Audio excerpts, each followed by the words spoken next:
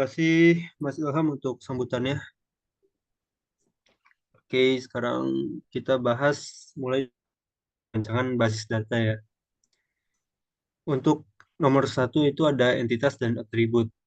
Sistem ini terdiri dari 4 entitas utama. Ada admin, user, webinar, dan registrasi. Setiap entitas memiliki atribut yang menggambarkan karakteristik. Kemudian ada juga relasi. Terdapat relasi one to many antara admin dan user dan registrasi, dan webinar dan registrasi. Kemudian ada aturan bisnis. Aturan bisnis ini mengatur alur kerja sistem seperti proses pendaftaran, pengelolaan akun, dan pembatalan webinar.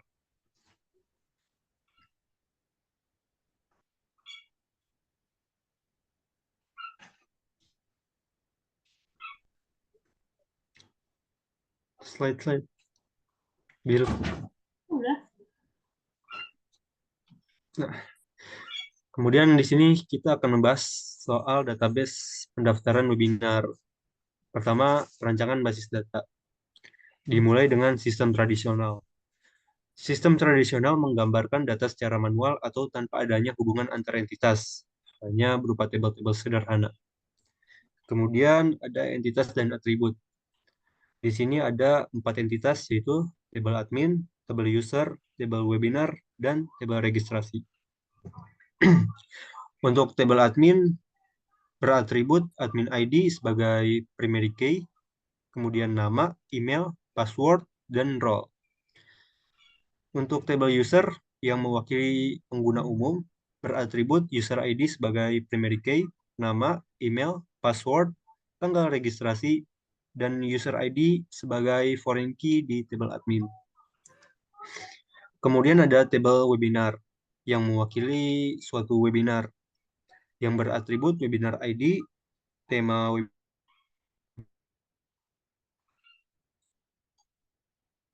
tabel registrasi mewakili tindakan pendaftaran yang beratribut ID registrasi, user ID sebagai foreign key ke tabel user, webinar ID sebagai foreign key ke tabel webinar. Kemudian tanggal registrasi sebagai tanggal pendaftaran.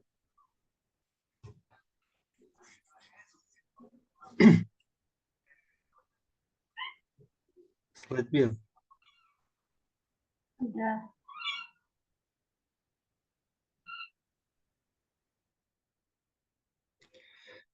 Kemudian di sini saya akan membahas soal relasi. Pertama ada admin ke user, relasinya one to many. Jadi seorang admin dapat membuat banyak akun pengguna. Yang kedua ada user ke registrasi. Gunanya untuk agar pengguna itu dapat mendaftar banyak webinar. Dan yang terakhir ada webinar ke registrasi. Relasinya one to many juga. Jadi sebuah webinar dapat memiliki banyak peserta. Baik, sekian dari saya. Bisa dilanjut sama Mas Ilham. Terima kasih. Oke, terima kasih kepada Mas Rapi atas pemaparannya. Sekarang saya akan membahas tentang aturan bisnis yang akan dilanjut ke IRD. Oke, dari aturan bisnis. Di sini sistem yang kita buat memiliki beberapa aturan bisnis. Yang pertama ada aturan untuk registrasi pengguna.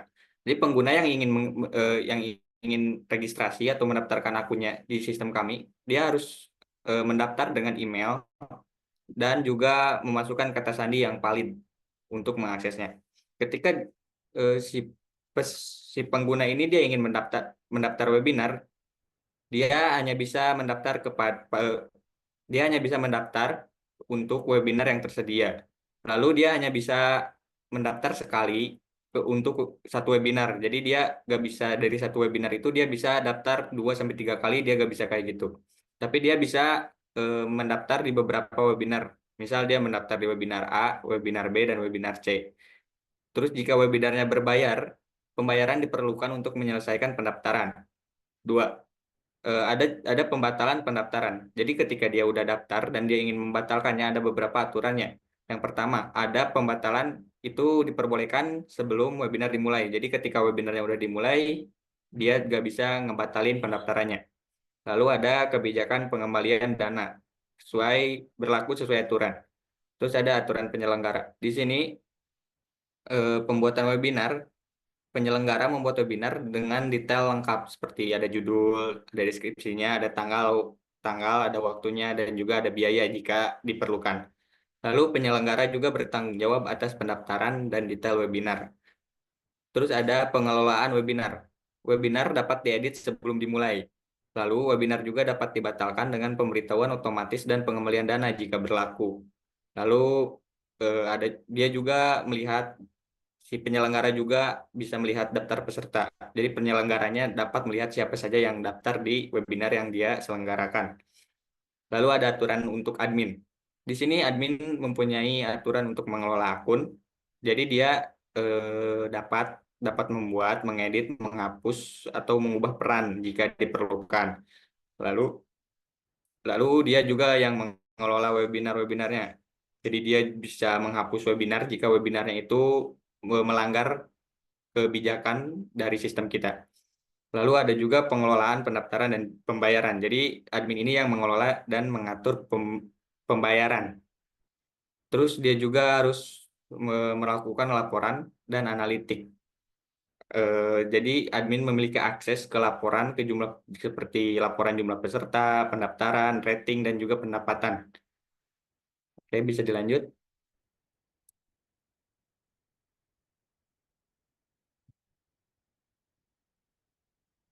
Nah, di sini ada data modelnya, relational data model. Di sini di tabel admin, dia ada kolom admin ID, ada nama, email, password, dan juga role. Yang dimana di tabel admin ini yang menjadi primary key yaitu admin ID. Lalu ada tabel user yang yang memuat kolom user ID, nama, email, password, dan juga tanggal registrasi. Di tabel user ini yang menjadi primary key-nya itu user ID dan juga dia mengambil forage key-nya forage key dari tabel admin yaitu admin ID. Lalu di tabel webinar isinya ada ID, tema webinar, deskripsi, tanggal dan waktu kapan webinar itu diselenggarakan. Di tabel webinar ini yang menjadi primary key itu ID, ID webinar. Lalu ada juga tabel registration. Tabel registration ini dia mempunyai kolom ID, user ID. User ID itu diambil dari dia forage key-nya dari tabel user. Terus ada webinar ID. Webinar ID dia forage key dari tabel webinar. Lalu ada tanggal registrasi atau tanggal pendaftaran. Jadi kapan dia mendaftar ke webinar tersebut. Oke, lanjut.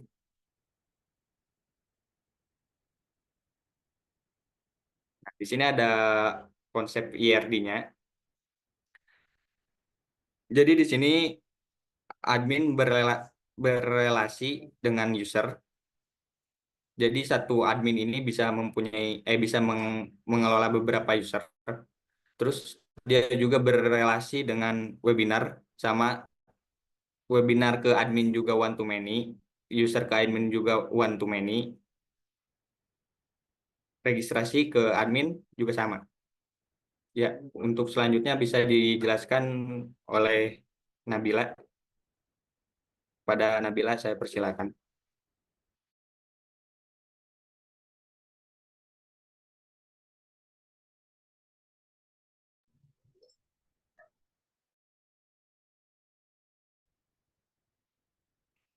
Oke, thank you buat Mas Ilham udah misalkan selanjutnya lanjut ke normalisasi data dari basis data kita. Nah, di sini nih udah dilihat ada yang namanya tabel di bagian dalam bagian database-nya. Terus ini juga relational data model dari basis data sistem pemesanan dan untuk website webinar. Lanjut. Sebenarnya normalisasi data itu dia dilakukan untuk memastikan bahwa si database ini dia tuh berada dalam bentuk yang efisien dan tidak memiliki redundansi data atau pengulangan data yang tidak penting. Nah, ini ada beberapa langkah-langkah normalisasi untuk beberapa tabel-tabel di atas. Yang pertama itu adalah 1NF yaitu first normal form. Nah, yang dimana setiap atribut ini hanya boleh memiliki memiliki nilai tunggal, memiliki nilai tunggal atau atomic value, dan dalam tabel ini harus memiliki primary key. Nah, semua tabel yang ada pada basis data yang tadi itu semuanya sudah berada di first normal form karena setiap atribut dia sudah memiliki nilai atomik dan dia sudah memiliki primary key. Yang kedua yaitu second normal form, memastikan bahwa semua atribut non kunci tergantung secara fungsional penuh pada primary key. Jadi bukan hanya sebagian dari primary key saja.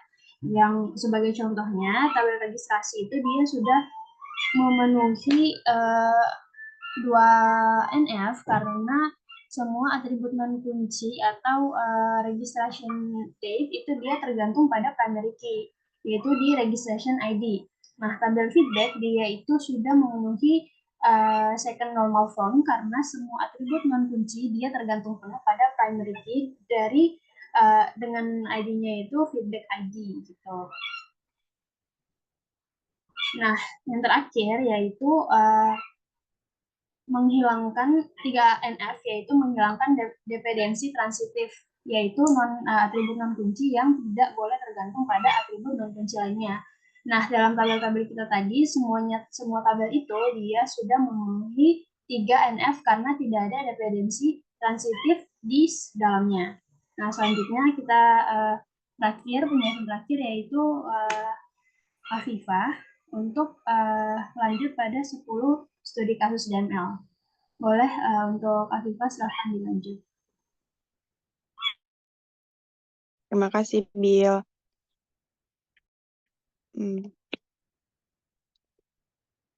Nah, berikut ini ada 10 studi kasus DML, yaitu menambahkan data baru di ke tabel user, yaitu ada query-nya ada sebagai berikut, ada insert, masukkan atribut-atributnya, ada user ID, nama, email, password, dan role. Terus kedua ada menambah data baru ke tabel webinar, yaitu ada query-nya ada webinar ID, title, description, date, time, and house ID.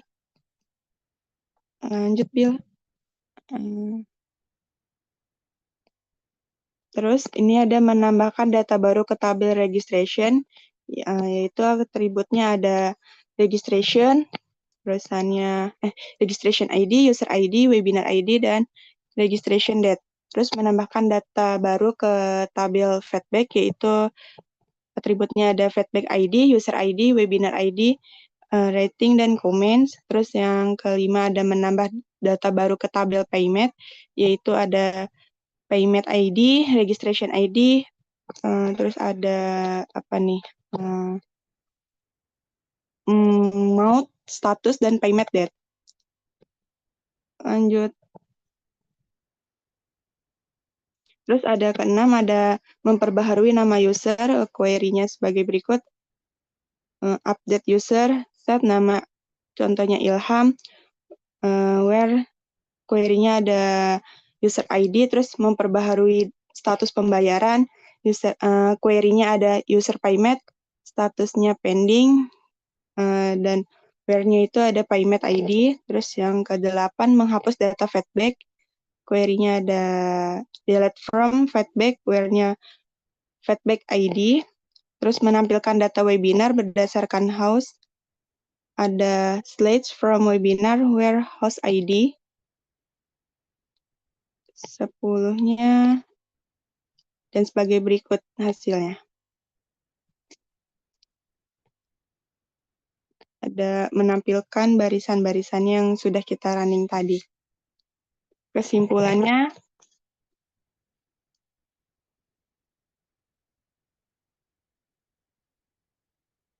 proyek ini berhasil merancang aplikasi pendaftaran webinar yang efisien.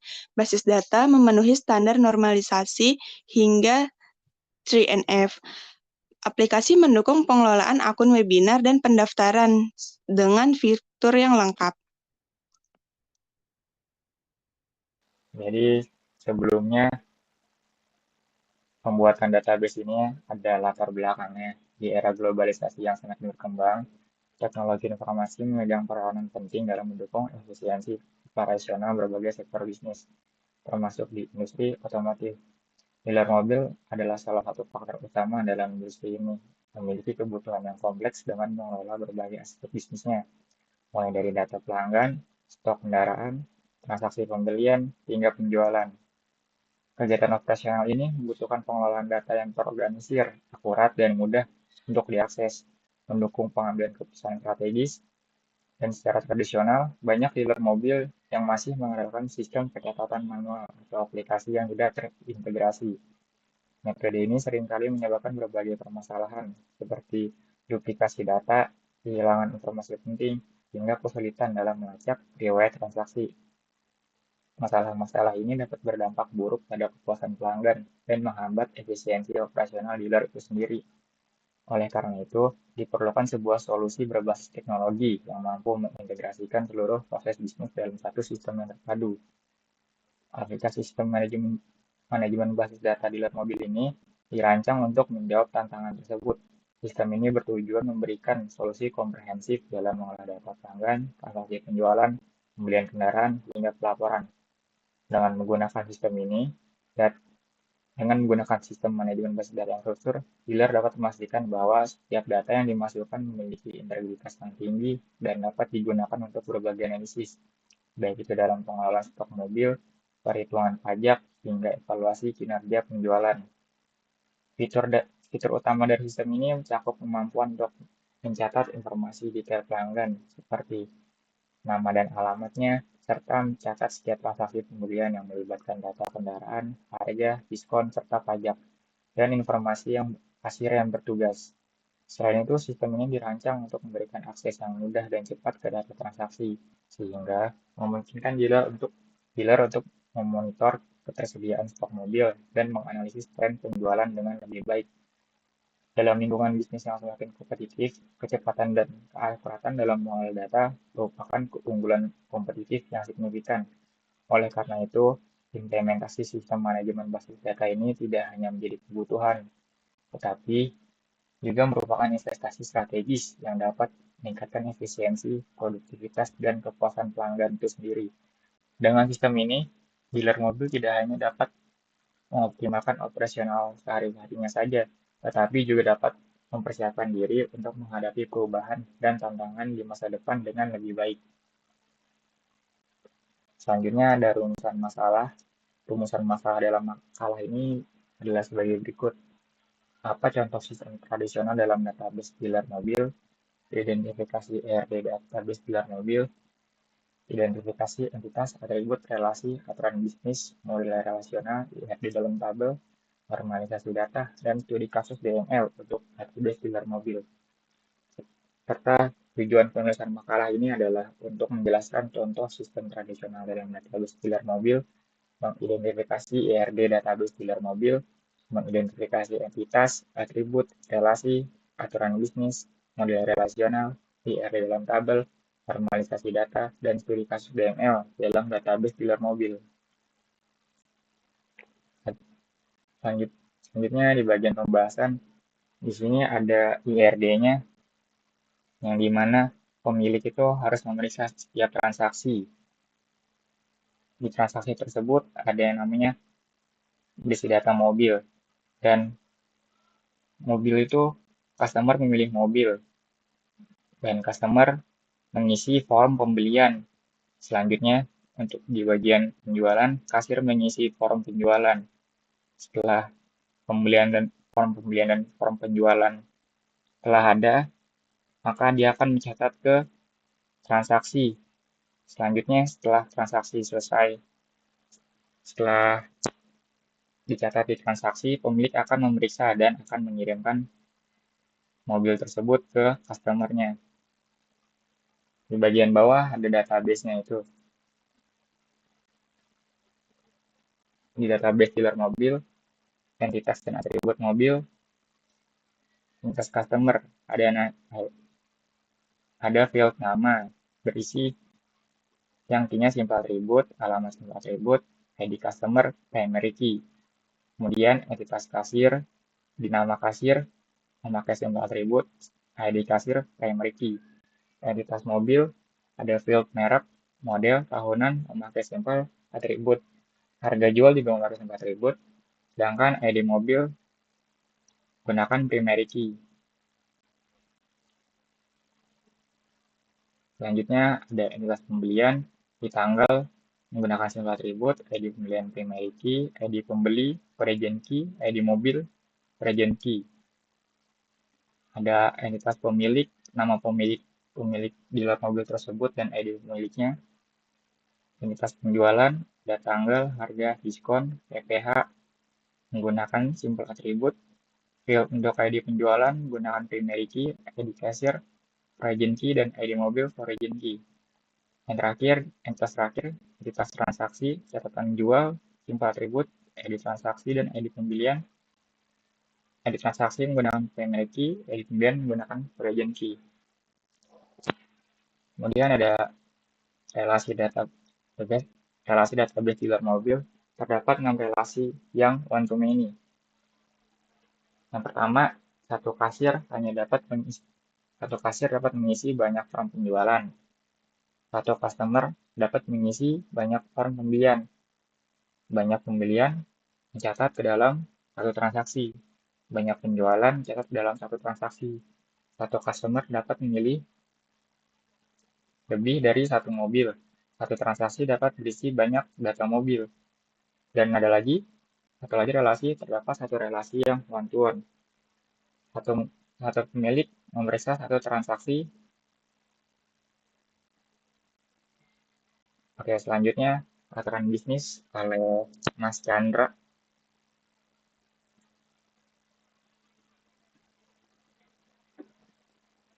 Oke, baik. Di aturan bisnis ini kita punya fakta, constraint, dan action enabler, interference, dan computation. Nah, untuk faktanya ini, pertama-tama setiap customer memiliki informasi nama dan alamat. Selanjutnya, setiap mobil memiliki atribut merek, model, tahun, dan harga jual. Setiap kasir memiliki atribut nama kasir, ID customer, ID mobil, ID pembelian, ID penjualan, dan ID kasir adalah atribut kunci yang unik di masing-masing entitas. Nah, di constraint, seorang customer dapat mengisi lebih dari satu form pembelian, tapi satu form pembelian hanya bisa diisi oleh satu customer. Seorang kasir dapat mengisi lebih dari satu form penjualan, tetapi satu form penjualan hanya bisa diisi oleh satu kasir. Setiap mobil yang tercatat dalam sistem harus memiliki catatan jual beli, relasi wajib untuk melacak riwayat jual beli. ID customer, ID mobil, ID pembelian, ID penjualan, dan ID kasir harus unik dan tidak boleh ada duplikasi. Setiap catatan jual beli harus memuat ID pembelian dan ID penjualan yang sesuai. Untuk action enabler-nya, form pembelian hanya dapat dibuat jika ada customer dan mobil yang dipilih. Form penjualan hanya dapat dibuat jika ada kasir yang mengisi dan mobil yang terjual. Catatan jual beli hanya dapat dibuat jika ada ID pembelian dan atau ID penjualan yang terkait, untuk memastikan semua transaksi dicatat. Customer hanya dapat melakukan pemeriksaan terhadap catatan jual beli jika transaksi tersebut telah diselesaikan. Inference-nya, jika form pembelian diisi dengan data customer dan mobil, maka dapat disimpulkan bahwa pembeli telah melakukan transaksi pembelian mobil.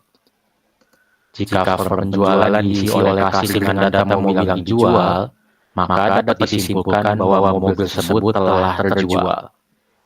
Jika ada catatan jual beli untuk suatu mobil, maka dapat disimpulkan bahwa mobil tersebut telah melalui transaksi jual atau beli, dan pemilik mobil bisa dilacak dari catatan tersebut.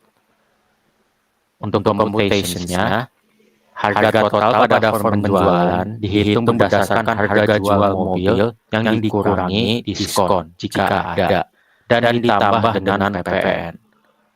Diskon dapat dihitung dengan persentase dari harga jual sesuai kebijakan penjualan yang berlaku. PPN atau pajak tambahan nilai dihitung sebagai persentase tetap dari harga jual yang sudah dikurangi diskon. Jika seorang customer membeli lebih dari satu mobil, maka total pembelian dihitung dari jumlah semua harga jual mobil yang dibeli pada form pembelian.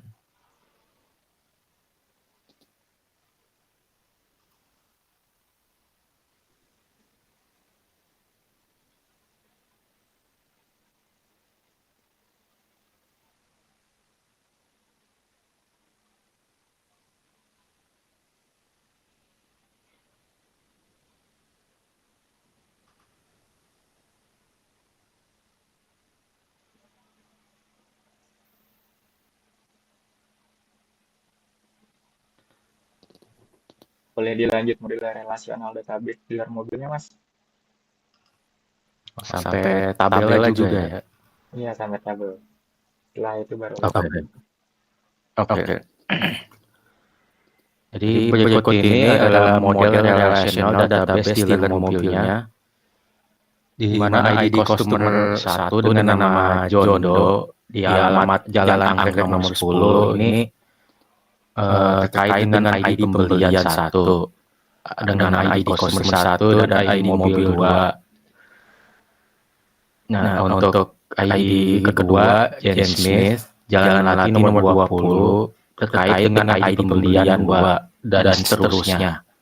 Untuk di tabel mobil ini ID mobil 1 contohnya Toyota Avanza ini berkaitan dengan ID penjualan 1, di mana ID kasir 1 dan ID mobil 1. Dan lanjutnya di ID mobil 2 dengan mobil Honda Civic berkaitan dengan ID penjualan 2, di mana ID kasir 2 dan ID mobil 2 dan seterusnya. Baik, ini kita langsung ke transformasi ERD di dalam tabel database dealer mobil. Ini contoh dari tabel mobil yang ERD-nya, contohnya ya ID mobil 1 Toyota Avanza, ID mobil 3 Suzuki R3 dan seterusnya. Lalu sama juga dengan di tabel customer ID 1 itu milik John Doe, ID 3 milik Deon Johnson dan seterusnya. Di tabel kasir ini kita punya 3 ID, ID 1 dimiliki oleh Farid, ID 2 dimiliki Jusi, dan ID 3 dimiliki Lucy. Di tabel pembelian ini ada 5 ID pembelian, ID 1 dimiliki ID customer 5 atau di tabel sebelumnya dengan nama Michael Green, dengan ID mobil 1 atau dengan mobil Toyota Avanza. Nah, di tabel penjualan ini kita punya 5 ID penjualan. Contohnya satu di ID penjualan 1 dimiliki oleh ID kasir 1 dan ID mobil 1 beserta dengan tanggal pembelian, harga mobilnya, harga diskon yang dikasih oleh penjual dan PPh-nya. Yang terakhir di tabel transaksi ini ada 5 ID transaksi, di mana ID transaksi 1 dengan ID pembelian 4 mempunyai catatan penjualan pembelian dengan diskon 10%. ID transaksi 2 dengan ID pembelian 5 memiliki catatan penjual pembelian tanpa diskon. ID transaksi 3 dengan ID pembelian 2 memiliki catatan pembelian dengan bonus aksesoris. ID transaksi 4 dengan ID pembelian 1 memiliki transaksi catatan jual pembelian dengan cicilan 6 bulan. Terakhir, ID transaksi 5 dengan ID pembelian 3 memiliki catatan dengan pembelian dengan tambahan asuransi.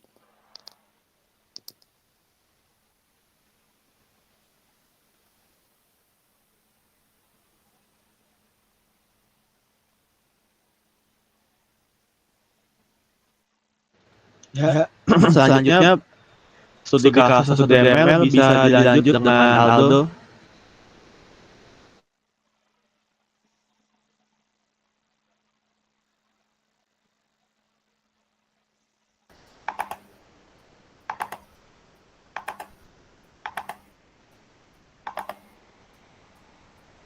Udah kelihatan belum? Sudah. Mas Aldo. Oke. Di sini studi kasus DML. Contohnya di sini kita mencari penjualan dengan diskon lebih dari 50.000. Kita select query.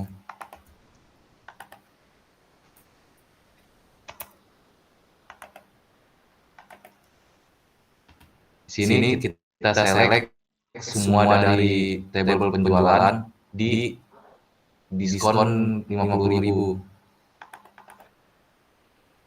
Nah, di sini bakalan ada transaksi yang muncul dengan diskon 50.000.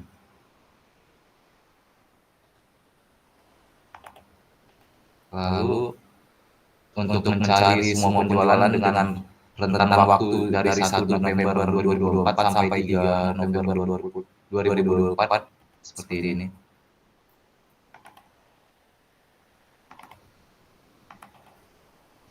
Di sini dia men-select semua dari table penjualan di tanggal 1 di bulan 11 sampai di tanggal 3 bulan 11. Nah, di sini bakalan muncul transaksi yang di tanggal tersebut.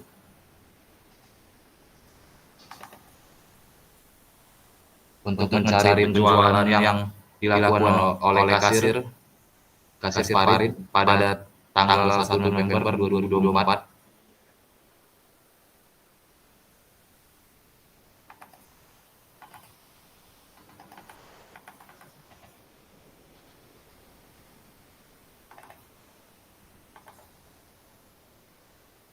Nah, di sini bakalan kita lihat si kasir Parit itu melakukan menerima transaksi seperti ini. Untuk mencari pelanggan yang bernama John Doe.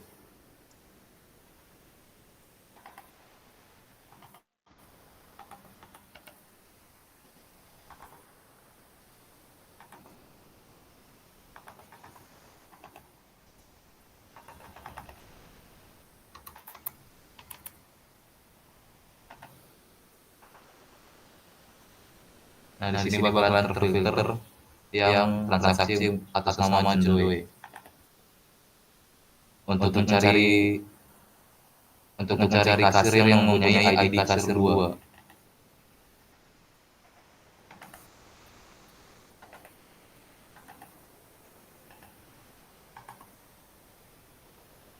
Sini ID kasir 2, nama kasir itu Juici.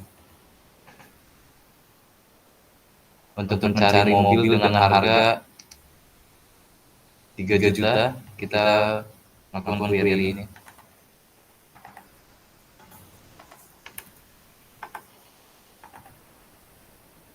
Ini contohnya mobil dengan harga di bawah 3 juta.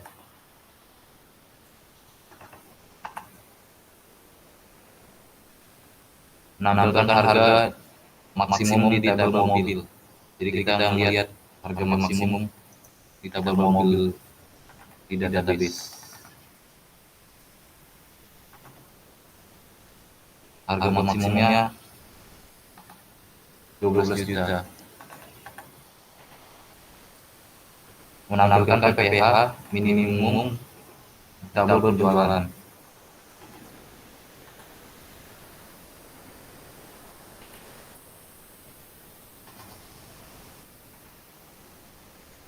PPH minimum itu segini, 30.000. Menampilkan harga rata-rata di tabel mobil.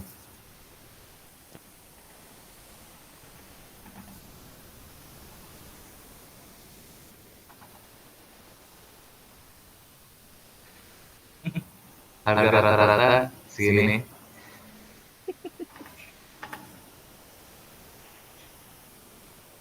Menampilkan jumlah diskon dengan ID kasir 2.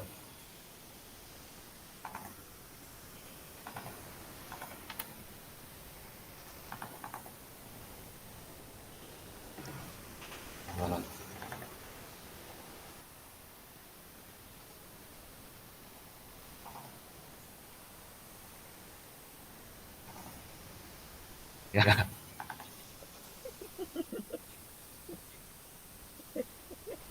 normalisasi database dalam dealer ini dealer mobil ini merupakan sistem yang mengelola Mohon maaf, Aldo, itu bagian saya. apa itu? Normalisasi. Oke, selanjutnya dilanjut dengan siapa Deon ya? Ya. Terima kasih.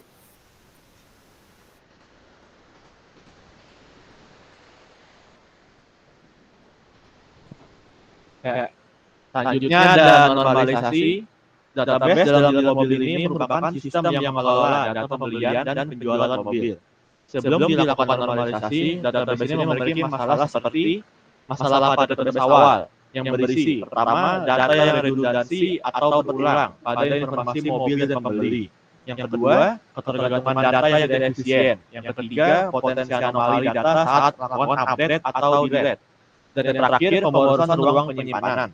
Selanjutnya, contoh data sebelum normalisasi. Tabel pembelian menggabungkan banyak informasi seperti data pembelian yang berisi nama dan alamat, data kasir seperti nama kasir, data mobil seperti nama, merek mobil, dan status pembayaran. Untuk mengoptimalkan struktur database ini, perlu dilakukan normalisasi menjadi bentuk normal, yaitu 1NF, 2NF, dan 3NF. Untuk menghilangkan redundansi data, menjaga konsistensi data, memudahkan pemeliharaan, dan mengoptimalkan query. Yang terakhir, penutup atau kesimpulan.